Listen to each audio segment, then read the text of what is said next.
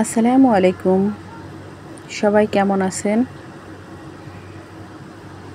মুরগির বাচ্চাগুলি খাঁচা থেকে বের করে দিলাম। দেখুন কিভাবে হাঁটাহাঁটি করছে। বাড়ির সামনে এগুলো নিয়ে আসছিল বিক্রি করার জন্যে। এখন মেয়েরা এগুলি পালার জন্য রেখেছে। তাই দুটো মুরগির বাচ্চা, একটা হাঁসের বাচ্চা রেখে দিয়েছি। এগুলি পালতে ছোটো থেকে বড় করা অনেকটা কষ্ট। অনেকগুলি আবার ওরকম করে বাঁচানো যায় না, এজন্য অল্প করে রেখে দেওয়া হয়েছে। প্রচণ্ড রোদ উঠেছে, অনেক গরম। রান্না করার জন্য সব কিছু বের করে এনেছি। এই মুহূর্তে কারেন্টটা চলে গেল, তাই ভাবলাম আজকে মুরগির মাংসটা সব মশলা দিয়ে মাখিয়ে রান্না করব। তো এখন মাংসটাকে আমি ভালো করে সব রকম মশলা দিয়ে আগে মাখিয়ে নেব।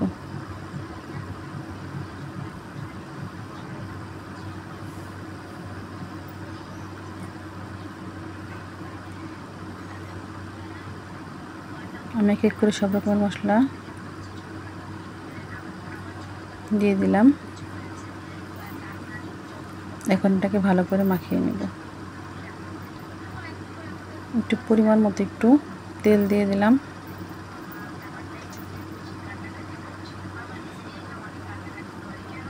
মাখানোর সময়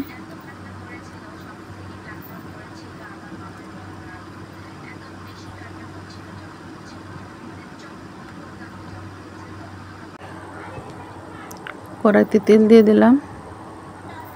তেলটা গরম হলে এখানে আমি গরম মশলা দিয়ে দেব। এখন গরম মশলা দিয়ে এটাকে একটু হালকা একটু নাড়াচাড়া দিয়ে ভালো করে তারপরে মাংসটা এখানে ঢেলে দিব।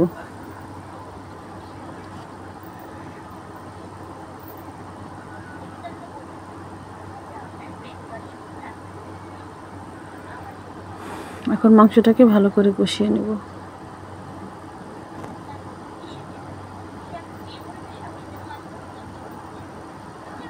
হাতে মাখিয়ে যে কোনো ধরনের মাংস রান্না করলে খেতে ভালোই লাগে, যেমন গরুর মাংস, মুরগির মাংস, ছোটো মাছ,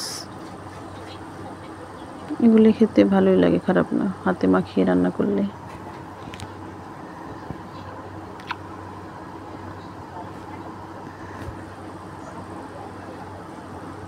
এখন একটু পরিমাণ মতন ঝোল দিয়ে দিলাম।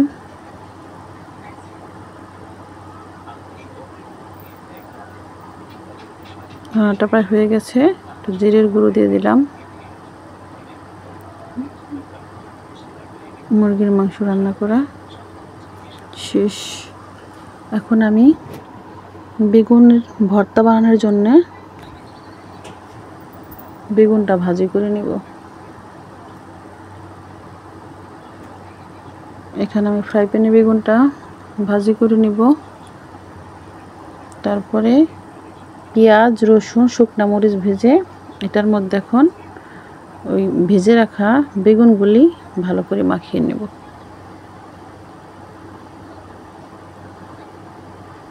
এখন আমার ভর্তা বানানো হয়ে গেছে। এখন একটা বাটিতে করে রেখে দেব। এখন আমার রান্না করা শেষ। এখানে বাচ্চাদের খেতে দেব।